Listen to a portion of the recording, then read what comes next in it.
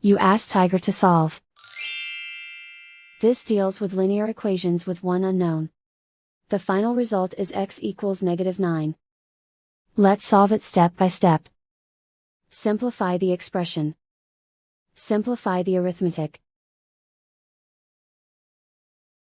Expand the parentheses. Simplify the arithmetic. Group all x terms on the left side of the equation. Add 6x to both sides. Group like terms. Simplify the arithmetic. Group like terms.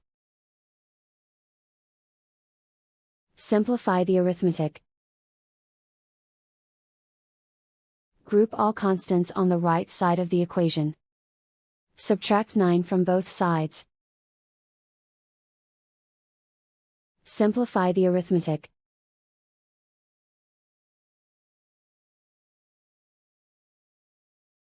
Isolate the x.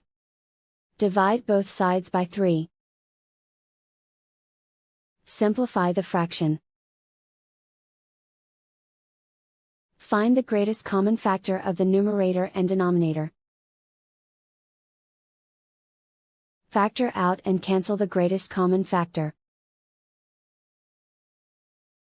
And so the final result is x equals -9.